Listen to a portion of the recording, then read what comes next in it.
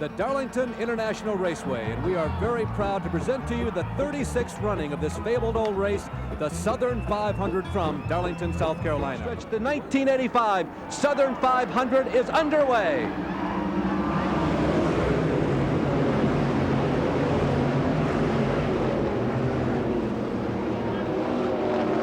The entire field of 40 cars passes under Harold Kinder around turn 1 and turn 2. No incidents at this point of the race.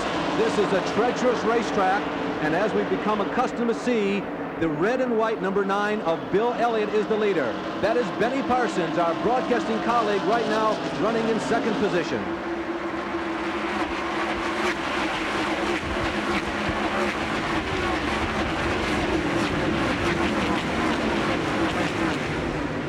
We've got what we thought was coming up, a contest for the lead. Now watch this battle, Larry. We've been watching as it goes around the racetrack, and Elliott seems stronger in this particular area where we're in turns 3 and 4. Earnhardt seems to get the jump coming out of the corner. Well, race traffic may come into play, but he's taking a look to the inside lap after lap. But watch when we get down into turn number 1 here. It looks like Earnhardt can't get through this turn just as well. Well, he makes a liar out of me now. Look at that. He goes to the high side and just crawls all over the rear bumper of Bill Elliott. It brings up some interesting race strategy that no other race driver in the history of automobile racing has ever faced. Does Bill Elliott, considering what's at stake, move over and let Dale go by? I don't think so. You're looking at two tough race drivers right there. The new breed taking over here in the 36th annual Southern 500 with Elliott out front. He sees $1 million in his rearview mirror, and when you take a look at Dale Earnhardt, he doesn't care if they're paying $5 to win or $5 million. He just races for the front. And we cannot overemphasize Earnhardt. You see smoke in the right rear that time, really whistling her into number 1. We can't overemphasize how much every single lap, every turn of the wheel, you are over the edge here at Darlington. It's only a 2-lane racetrack at best. Earnhardt is just climbing all over the number 9. He goes to the inside, and look at that. Now, I'll tell you what happened there. Actually, Elliott let him get by. He saw the traffic and said, look, if you're going to run this loose, I'm going to give you the lead. I've got too much at stake, and we're only 15 laps into this thing. Yeah, and he was a major crash here at the Darlington International Raceway. That is Phil Parsons sitting silently on the inside of turn number 4. Phil and Rusty Wallace were the two principals involved in this. They were battling for 12th and 13th positions. There is Rusty. There's another shot of Rusty sitting silently along the outside of turn number 4. Here's what happened as they came off of turn number 4. Well, you could see they both got together in the high side there. It looked almost like a rear-ender, and from the looks of the skid marks further on back, they were just wedged up there in that old treacherous Darlington high side. Here comes our leader into the pits, Bill Elliott, to walk up and get the debris off the speedway. Let's see what they do to Elliott's car. Okay, they're going to change the left side tires. Watch in the monitor and see if there's any movement inside the race car by crew members, because that would be significant. They're changing the handling. They haven't done that. They've just put on tires and a full load of fuel. Good indication just how well that car's running. And it is beating Earnhardt out of the pits. Let's see, it's not over yet. Earnhardt is accelerating. Both Bill and Dale heading up for the banking, trying to get out first. And Bill Elliott, I think, has done it, by Jove. Pitted, Waltrip, Bodine, and here comes Bill Elliott. Has just come off of turn number 4, coming to a stop underneath the green flag. Let's see what they do. Now, remember, they were not very happy with the setup. Let's see what changes they make. They're going to the right side. Are they making any chassis adjustments? Ernie Elliott leans in. Yes. Looks like maybe 2, maybe 3 turns there on the left side. He's off and away. 15.0. That's not a bad green flag stop, considering how much work that they did. He goes 1 lap down, but of course, Gant and Earnhardt will have to pit one more time. Unofficially, this will move Benny Parsons up to 3rd and Buddy Baker up to 4th position in the race. Joe Ruttman is another one of the drivers coming in. Of course, he's out for the win right now. Earnhardt and Gant are going to go after it right now for the lead. Gant goes, takes a look to the inside. Earnhardt says, nothing doing, friend. I'm going to stay out in the lead. Now, remember one other issue, Larry. We saw it at the Champion Spark Plug 400. Gant seems to have a propensity for going longer between fuel stops than his competitors. You know, they've been working with that fuel flow meter inside the car. Travis Carter alluded to us before that late race caution. He'd go the distance. So Earnhardt's the next soldier to drop off to the wayside to take on fuel and tires. And look who's out front, Harry Gant. Normally, the ability to go 10, 12 miles longer than all your competitors would not be an advantage here in Darlington because there are so many yellow flags, but it might work to Harry's advantage. Jerry is down in the pit area. The leader leader, Dale Earnhardt, in for his stop. He will change left side tires on the Earnhardt car. Jeff Bodine was in. He got left side tires. Well, Bill Elliott got right side rubber. They have 1 can of fuel in. They're adding the second can. Should be a good stop for Earnhardt as the cars move down and away. Good pit stop for Dale Earnhardt. Here comes the leader, Harry Gant, into pits. By the way, Pancho Carter's decision, that's a brave one. I got to tell you, similar to the decision of Willie T. Ribbs, I think, made at Indianapolis this year. Here comes the leader, Harry Gant. He didn't go a tremendously longer distance than everybody else did, but he did go farther, and Jerry Punch is right there. Again, left side tires for Harry Gant, the leader. The Cole Bandit Chevrolet is in for service. Again, get the cold breaker, clean the windshield. Left front tire is on, left rear tire is on, off the jack. A little over 12 seconds. Good pit stop for Harry Gant. Should give him an advantage on the racetrack. Jack, the fastest pit stop of all the leaders, 11 seconds. That's almost 4 seconds faster than Elliott's. Boy, and that really can gobble up some real estate when you equate it back out on the racetrack. Remember, you're touring this place in about 31 to 33 seconds. So lopping off 4 seconds on a pit stop will really work to your advantage. Well, visually, there is Earnhardt in the middle of the backstretch. Gant is entering turn number 3 as the leader.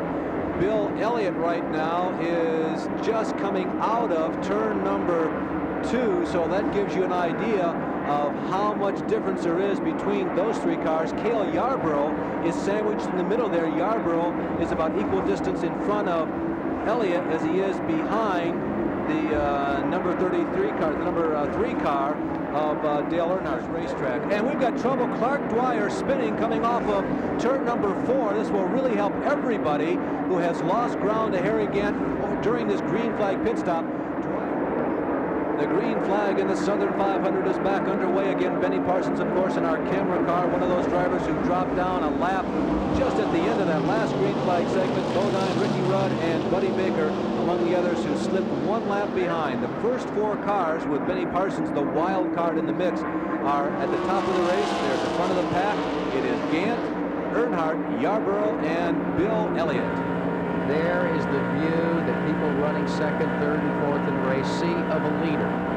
Harry Gant working his way now down out of turn number 4, down the front straightaway, beneath Harold Kinder's start-finish line, and up into turn 1. Benny Parsons. Let's take a look at what the race for 2nd looks like from a camera angle inside a race car.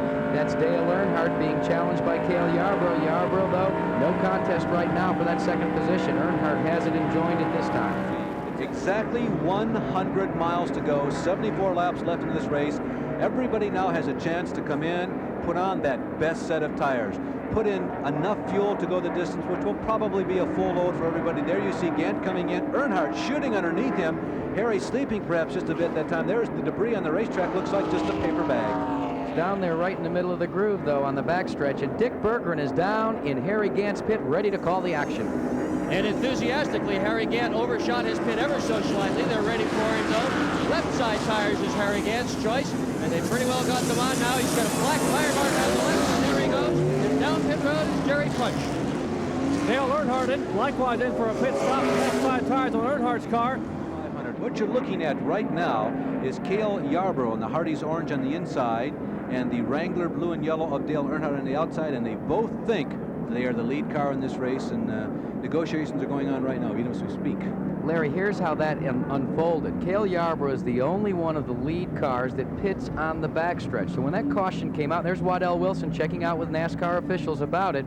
There's the backstretch pits. He ducked in, took advantage of that, and was out back before the rest of the competitors could hit their pits on the front stretch, and he inherited the lead. Another thing to remember is no time ever in Cale Yarborough's career has he ever had to pit on the backstretch, and he said to me before the start of the race, if I should win this one from the back pits, I'll guarantee I'll be back there every race. There from now on. Cale Yarborough, Dale Earnhardt, Harry Gant, and Bill Elliott, the man who still has a shot to pass go and earn $1 million bonus dollars, comprise the first 4 of the Southern 500 is back under green flag.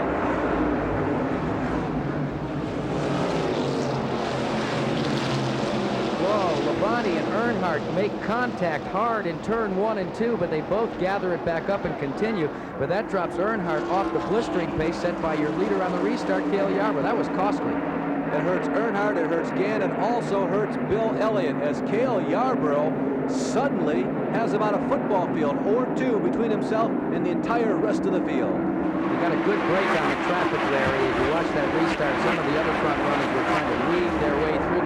Jack, let me interrupt you. Harry Gant has dropped off the pace significantly. Harry Gant is almost at the tail of the line. He stays in 4th position, and heavy smoke definitely coming out from underneath Harry Gant's car. Yeah, it was coming out of the headers, especially in the corners when the oil gets up there on the side of the pan, so it looks like there is a problem on that car. We were just complimenting Harry Gant and the engine department that they have done so well in the last couple of years. We felt that his fuel mileage would be an advantage, but right now they are in deep trouble. So there were 4, and it looks like now we'll be down to 3, Larry, in the shootout for the $1 million and the Southern 500. There is a visible difference. It's shorter between 1st and 2nd spot. Earnhardt is definitely moving in Yarborough. There goes Yarborough, Earnhardt, here comes Elliott. The first 3 positions have visually tightened up over the last 3 laps. Earnhardt is now coming on like a rocket ship. That distance, which was 30 cars, is now shrunk to about 15, and I still contend there is smoke coming from both of the cars in front of Bill Elliott. That smoke is so difficult, though, to tell just indeed if it's affecting performance on these machines. You know, when you run 500 miles, so many little pieces and parts can come loose, and you can begin to have some liquid spill out from so many various and sundry places under the race car. And right now, look at Earnhardt. He is just closing the margin between he and the leader, Cale Yarborough. This battle is going to go right down to the wire. Cale Yarborough, who dropped out of the Michigan race after winning at Talladega. And we've got a spin in turn number 2. It's Earnhardt. And right in front of Elliott, and Elliott misses him.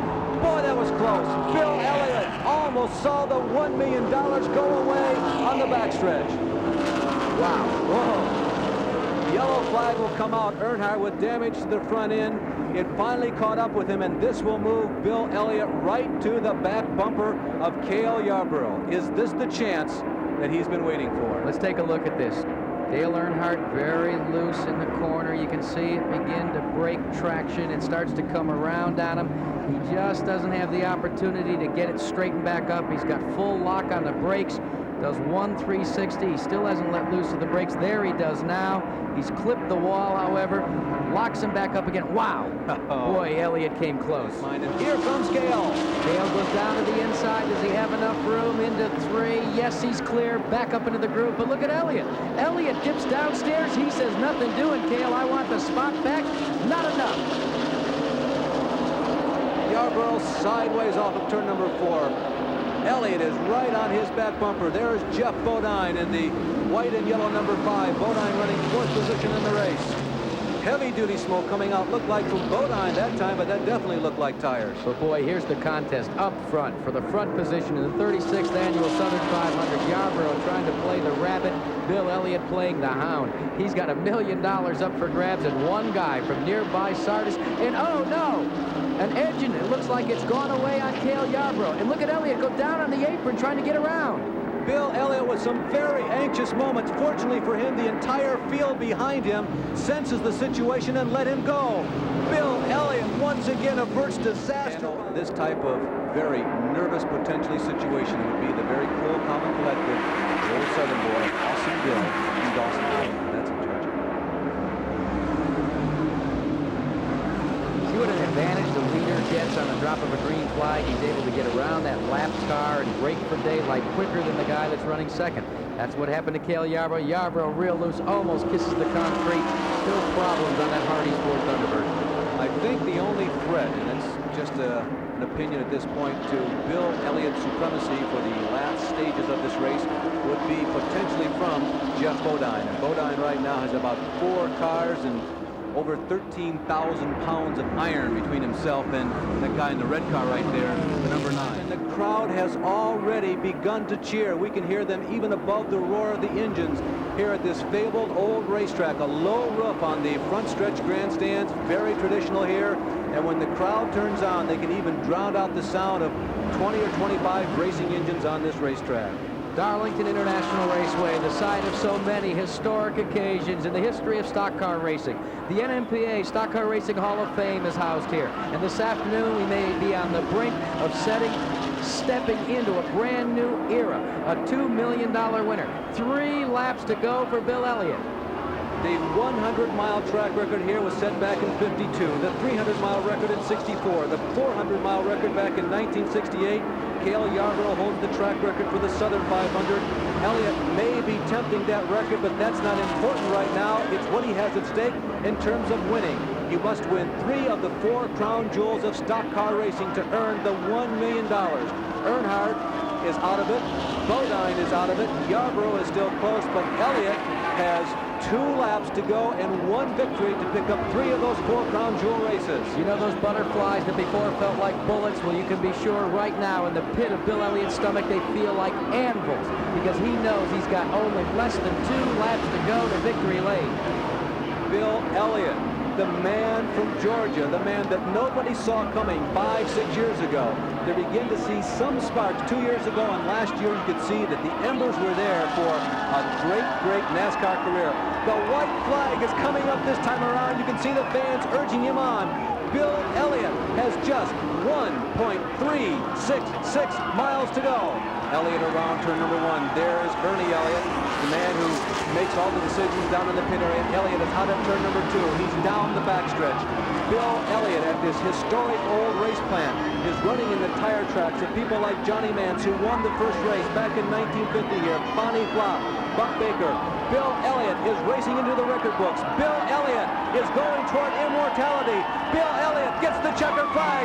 Bill Elliott has won an additional $1 million in 1985. Bill Elliott, the $1 million man, how does it feel? I don't know. I think it'll settle in sometimes next week. I can't believe it. What were you thinking on the last few laps when it came so close? I just said keep my cool and do what I always do, and it worked out. What are you going to do with all this money? I have no idea. I ain't going to worry about it. You're obviously a very happy man. No doubt about it. The entire audience is standing cheering for you, Bill. How does that make you feel? Very good. I'll tell you what, I drove my tail off all day long, and the car just wasn't right, and things just kept happening and worked out my way.